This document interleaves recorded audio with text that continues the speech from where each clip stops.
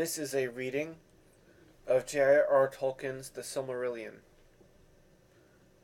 Chapter 3 of the Quenta Silmarillion, of the coming of the elves and the captivity of Melkor. Through long ages the Valar dwelt in bliss, in the light of the trees, beyond the mountains of Aman, but all Middle-earth lay in a twilight under the stars. While the lamps had shone, growth began there which was now checked, because all again was dark. But already the oldest living things had arisen. In the seas, the great weeds, and on earth the shadow of great trees, and in the valleys of the night-clad hills there were dark creatures, old and strong.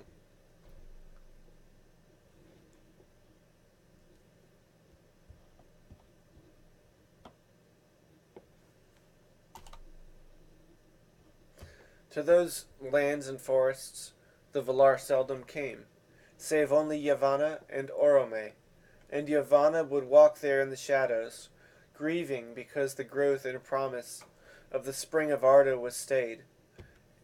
And she set a sleep upon many things that had arisen in the spring, so that they should not age, but should wait for a time of awakening that yet should be. But in the north Melkor built his strength, and he slept not, but watched and labored, and the evil things that he had perverted walked abroad, and the dark and slumbering woods were haunted by monsters of shapes of dread.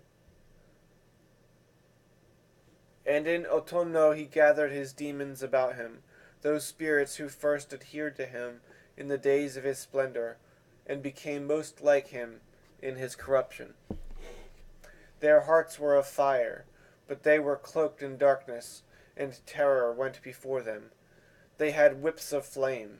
Balrogs they were named in Middle-earth in later days, and in that dark time Melkor bred many other monsters of diverse shapes and kinds that long troubled the world, and his realm spread now ever southward over Middle-earth.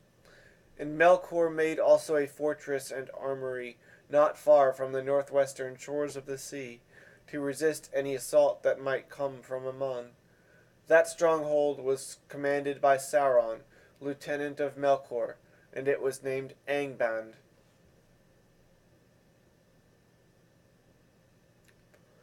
It came to pass that the Valar held council, for they became troubled by the tidings that Yavanna and Orome brought from the outer lands, and Yavanna spoke before the Valar, saying, Ye mighty of Arda, the vision of Iluvatar was brief and soon taken away, so that maybe we cannot guess within a narrow count of days the hour appointed.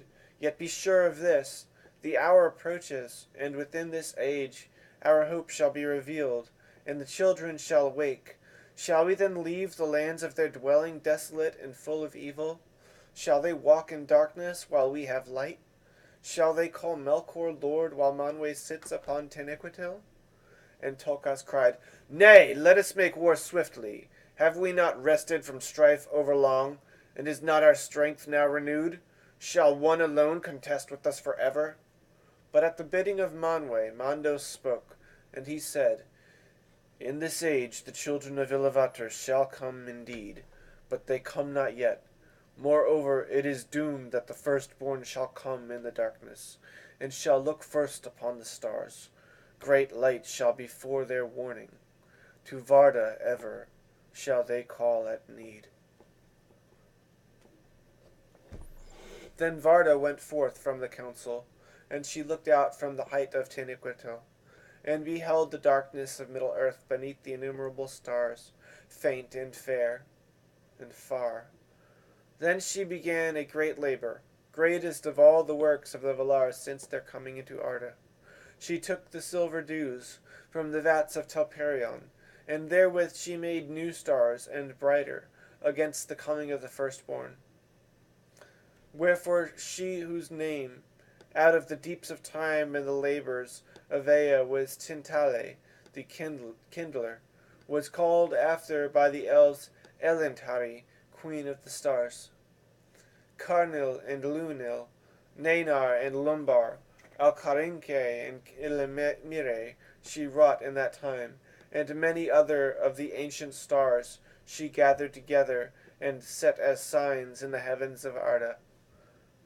Wilbarin, Telumendil, Soronume, and Enarime, and Menelmakar with his shining belt, that forebodes the last battle that shall be at the end of days.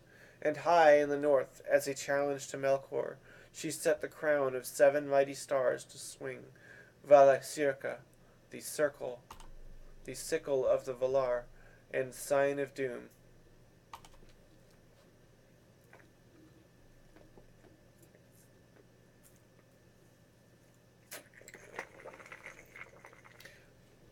It is told that even as Varda ended her labors, and they were long, when first Menelmakar strode up the sky, and the blue fire of Helluin flickered in the midst above the world, in that hour the children of the earth awoke, the firstborn of Iluvatar. By the starlit mere of Cuivenin, water of awakening, they rose from the sleep of Iluvatar, and while they dwelt yet silent by Cuivenin, their eyes beheld first of all things the stars of heaven. Therefore they have ever loved the starlight, and have revered Varda, Elentari, above all the Valar. In the changes of the world, the shapes of lands and of seas have been broken and remade. Rivers have not kept their courses, neither have mountains remained steadfast, and to Cuivenin there is no returning. But it is said among the elves that it lay far off in the east of Middle-earth, and northward, and it was a bay in the inland sea of Helkar. And that sea stood where aforetime the roots of the mountain of Iluin had been before Melkor overthrew it. Many waters flowed down thither from heights in the east, and the first sound that was heard by the elves was the sound of water flowing, and the sound of water falling over stone. Long they dwelt in their first home by the water under the stars, and they walked the earth in wonder, and they began to make speech, and to give names to all things that they perceived. Themselves they named the Quendi, signifying those that speak with voices, for as yet they had met no other living things that spoke or sang. And on a time it chanced that Orome rode eastward in his hunting, and he turned north by the shores of Helkar, and passed under the shadows of the Orokarni, the mountains of the east. Then on a sudden Nahar set up a great neighing, and stood still. And Orome wondered and sat silent, and it seemed to him that in the quiet of the land, under the stars, he heard afar off many voices singing. Thus it was that the Valar found at last, as it were by chance, those whom they had so long awaited. And Orome, looking upon the elves, was filled with wonder, as though they were beings sudden and marvelous and unforeseen, for so it shall ever be with the Valar. From without the world, though all things may be forethought in music or foreshown in vision from afar, to those who enter verily into Ea, each in its time shall be met at unawares as something new and unforetold.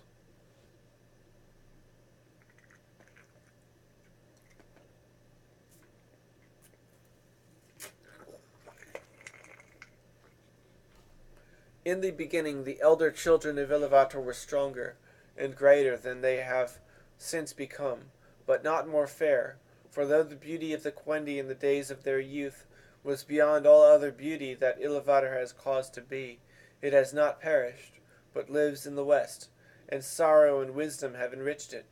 And Orome loved the Quendi, and named them in their own tongue Eldar, the people of the stars.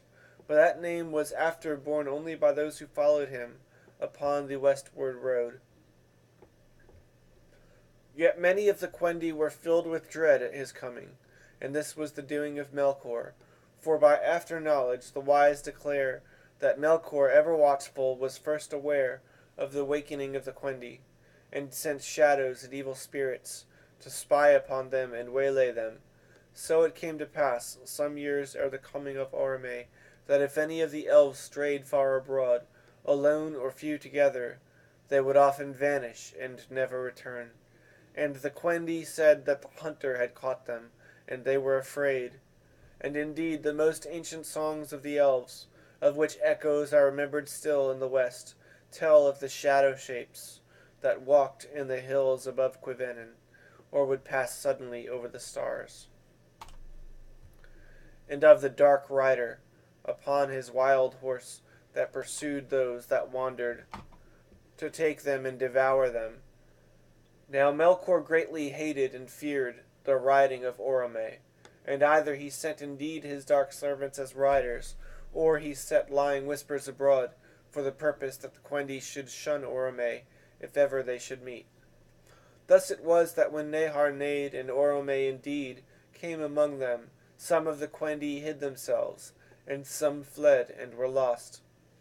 But those that had courage and stayed perceived swiftly that the great rider was no shape out of darkness, for the light of Aman was in his face, and all the noblest of the elves were drawn towards it. But of those unhappy ones who were ensnared by Melkor little is known of a certainty, for who of the living has descended into the pits of Autumno, or has explored the darkness of the councils of Melkor? Yet this is held true by the wise of Eresia, that all those of the Quendi who came into the hands of Melkor, ere Autumno was broken, were put there in prison, and by slow arts of cruelty were corrupted and enslaved. And thus did Melkor breed the hideous race of the orcs, in envy and mockery of the elves, of whom they were afterwards the bitterest foes.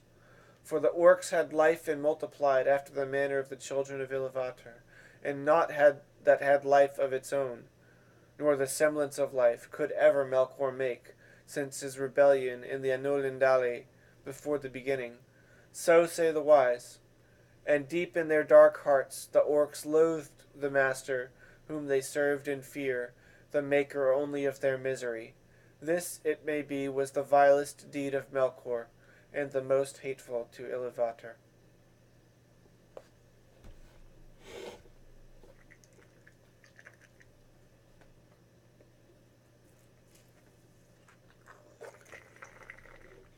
Orome tarried a while among the Quendi, and then swiftly he rode back over land and sea to Valinor, and brought the tidings to Valmar, and he spoke of the shadows that troubled Quivenin.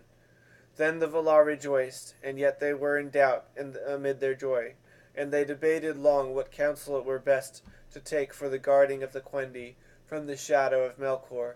But Orome returned at once to Middle-earth, and abode with the elves. Manwë sat long in thought upon Taniquetil, and he sought the counsel of Iluvatar. And coming then down to Valmar, he summoned the Valar to the Ring of Doom, and thither came even Ulmo from the outer sea. Then Manwë said to the Valar, "This is the counsel of Iluvatar in my heart, that we should take up again the mastery of Arda, at whatsoever cost, and deliver the Quendi from the shadow of Melkor." Then Tolkas was glad, but Aule was grieved, foreboding the hurts of the world that must come of that strife.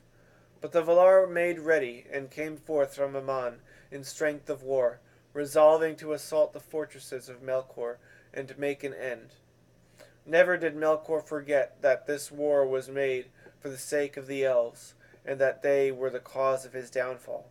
Yet they had no part in those deeds, and they know little of the riding of the might of the west against the north in the beginning of the days. Melkor met the onset of the Valar in the northwest of Middle-earth, and all that region was much broken. But the first victory of the hosts of the west was swift, and the servants of Melkor fled before them to Autumno. Then the Valar passed over Middle-earth, and they set a guard over Quivenin, and therefore the Quendi knew nothing of the great battles of the powers, save that the earth shook and groaned beneath them, and the waters were moved, and in the north there were lights of many fires, as of mighty fires. Long and grievous was the siege of Autumno, and many battles were fought before its gates, of which naught but the rumor is known to the elves. In that time the shape of Middle-earth was changed, and the great sea that sundered it from Aman grew wide and deep, and it broke in upon the coasts, and made a deep gulf to the southward. Many lesser bays were made between the great gulf and Helcaraxe, far in the north, where Middle-earth and Aman came nigh together. Of these the Bay of Balar was the chief, and into it the mighty river Sirion flowed down from the new raised highlands northwards, Dorthonian and the mountains about Hitlum. The lands of the far north were all made desolate in those days, for there Autumno was delved exceeding deep, and its pits were filled with fires and with great hosts of the servants of Melkor. But at the last the gates of Autumno were broken, and the halls unroofed, and Melkor took refuge in the uttermost pit. Then Tolkas stood forth as champion of the Valar, and wrestled with him, and cast him upon his face, and he was bound with the chain Angenor that Aule had wrought, and led captive, and the world had peace for a long age. Nonetheless, the Valar did not discover all the mighty vaults and caverns hidden with deceit far under the fortresses of Angband and Utumno. Many evil things still lingered there, and others were dispersed and fled into the dark, and roamed in the waste places of the world, awaiting a more evil hour, and Sauron they did not find. But when the battle was ended, and from the ruin of the north great clouds arose and hid the stars, the Valar drew Melkor back to Valinor, bound hand and foot, and blindfold. And he was brought to the Ring of Doom. There he lay upon his face before the feet of Manwë, and sued for pardon. But his prayer was denied, and he was cast into prison in the fastness of Mandos, whence none can escape, neither Valar, nor elf, nor mortal man. Vast and strong are those halls, and they were built in the west of the land of Aman. There was Melkor doomed to abide for 3 ages long, before his cause should be tried anew, or he should plead again for pardon. Then again the Valar were gathered in council, and they were divided in debate. For some, and of those Ulmo was their chief, held that the Quendi should be left free, to walk as they would in Middle-earth, and with their gifts of skill to order all the lands, and heal their hurts. But the most part feared for the Quendi in the dangerous world, amid the deceits of the starlit dusk, and they were filled moreover with the love of the beauty of the elves, and desired their fellowship. At the last, therefore, the Valar summoned the Quendi to Valinor, there to be gathered at the knees of the powers, in the light of the trees forever.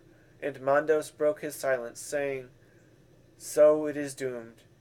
From this summons came many woes that afterwards befell.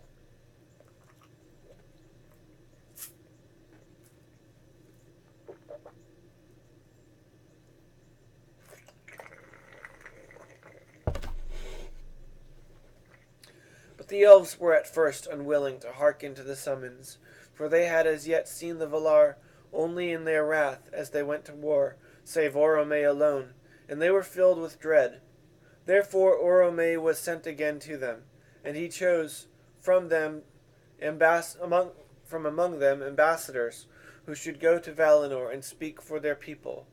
And these were Ingwe, Finwë, and Elwë, who afterwards were kings. And coming they were filled with awe by the glory and majesty of the Valar, and desired greatly the light and splendor of the trees. Then Orome brought them back to Cuivenin, and they spoke before their people and counseled them to heed the summons of the Valar, and remove into the west.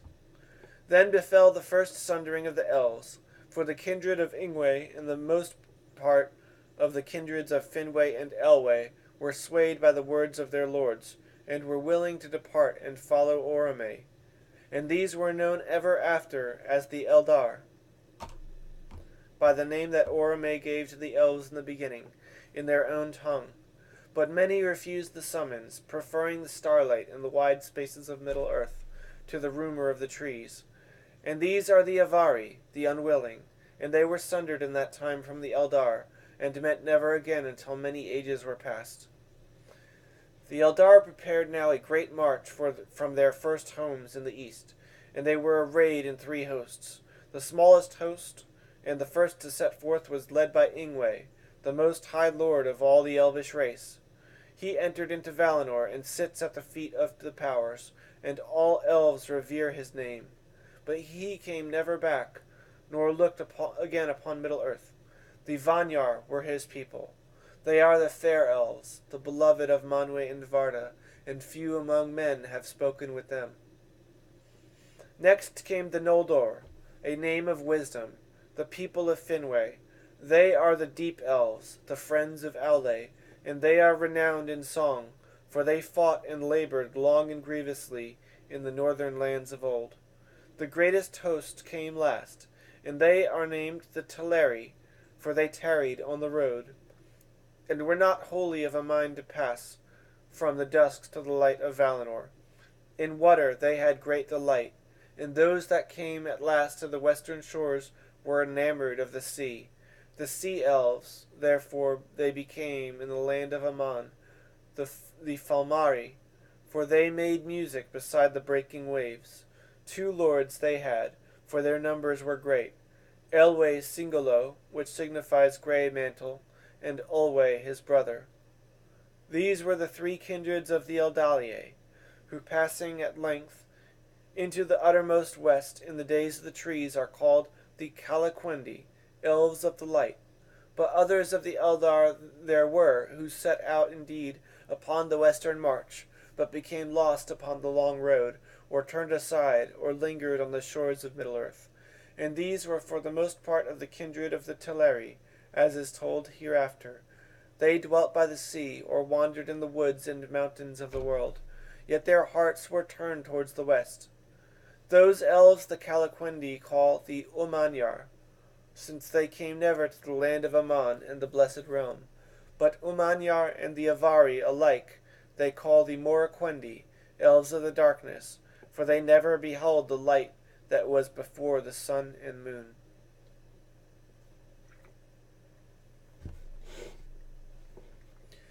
It is told that when the hosts of the Eldaliae departed from Cuivenin, Orome rode at their head upon Nehar, his white horse shod with gold. And passing northward about the sea of Helkar, they turned towards the west. Before them came great clouds hung still black in the north above the ruins of war, and the stars in that region were hidden. Then not a few grew afraid and repented, and turned back, and are forgotten. Long and slow was the march of the Eldar into the west, for the leagues of Middle-earth were uncounted, and weary and pathless. Nor did the Eldar desire to hasten, for they were filled with wonder at all that they saw, and by many lands and rivers they wished to abide. And though all were yet willing to wander, many feared rather their journey's end than hoped for it. Therefore, whenever Orome departed, having at times other matters to heed, they halted and went forward no more, until he returned to guide them. And it came to pass that after many years of journeying in this manner, that the Eldar took their course through a forest, and they came to a great river, wider than any they had yet seen, and beyond it were mountains whose sharp horns seemed to pierce the realm of the stars. This river, it is said, was even the river which was after called Anduin the Great, and was ever the frontier of the west lands of Middle-earth. But the mountains were the Hithagler, the towers of mist, upon the borders of Eriador. Yet they were taller and more terrible in those days, and were reared by Melkor to hinder the riding of Orome. Now the Teleri abode long on the east bank of that river, and wished to remain there, but the Vanyar and the Noldor passed over it, and Orome led them into the passes of the mountains. And when Orome was gone forward, the Teleri looked upon the shadowy heights and were afraid. Then one arose in the host of Ulwë, which was ever the hindmost on the road. Lenwë he was called. He forsook the western march, and led away a numerous people, southwards down the great river, and they passed out of the knowledge of their kin until long years were past.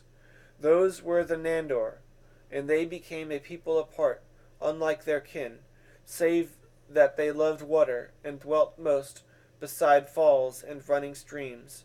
Greater knowledge they had of living things, tree and herb, bird and beast, than all other elves. In after years Denethor, son of Lenwë, turned again west at last, and led a part of that people over the mountains into Beleriand ere the rising of the moon.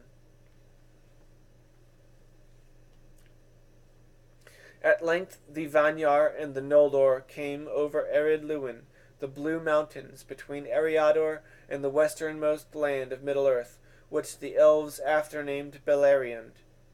And the foremost companies passed over the Vale of Sirion, and came down to the shores of the great sea, between Drengist and the Bay of Belar.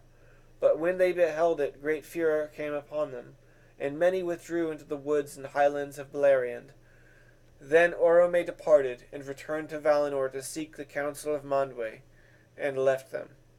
And the host of the Teleri passed over the misty mountains, and crossed the wide lands of Eriador, being urged on by Elwë Singolo, for he was eager to return to Valinor, and the light that he had beheld.